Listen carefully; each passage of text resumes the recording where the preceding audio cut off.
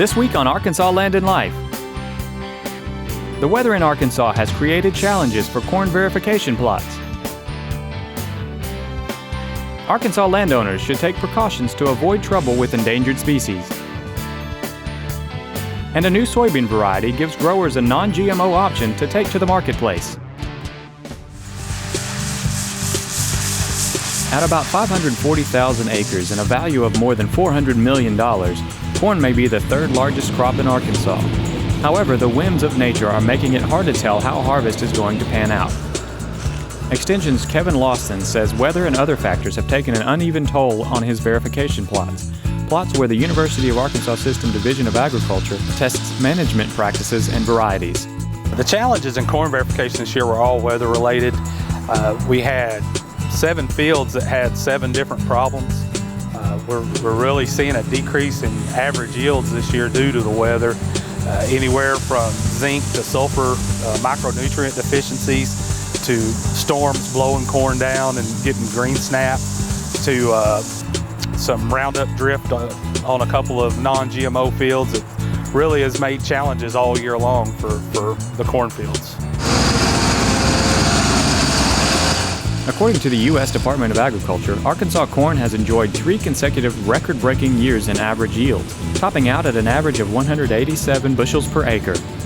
For the past 36 years, Extension personnel have monitored verification programs in various crops to ensure their recommendations to growers are achieving the desired results.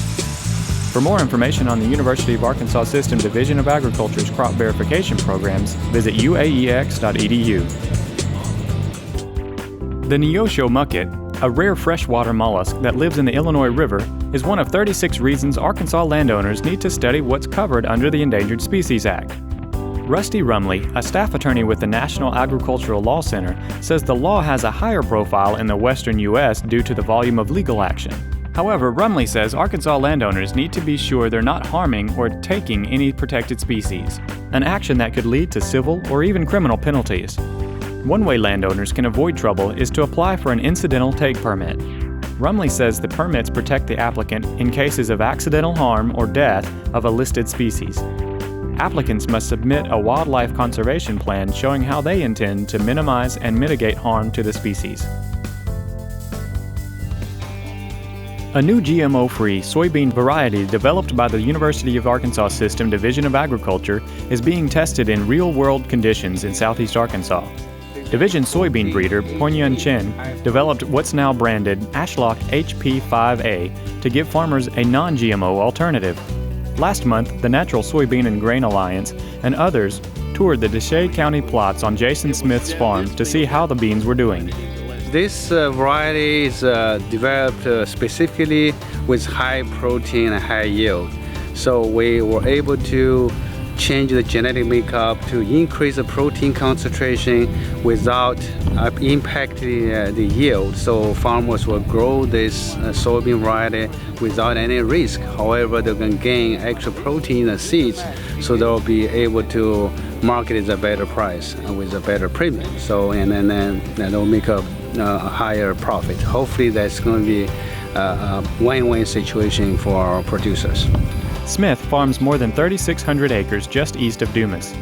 A little more than 2,700 of those acres were allocated for conventional soybeans.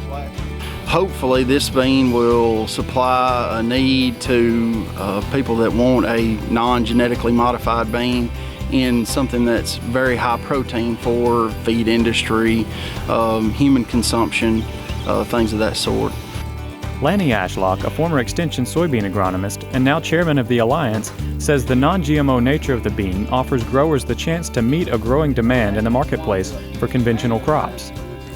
Historically, as Dr. Chen announced, that when you increase protein, sometimes you decrease yields, but he was able to capture both the increase in protein content and without sacrificing yield. So we're very excited about this new high-protein variety. Smith says he expects to harvest the first or second week of October. The proof is in the pudding, so when the combine goes through, I guess, we'll know exactly what it's going to do. For more information about conventional soybeans, visit uaex.edu.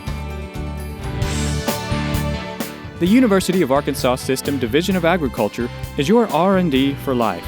For more information on these and other programs, visit uaex.edu.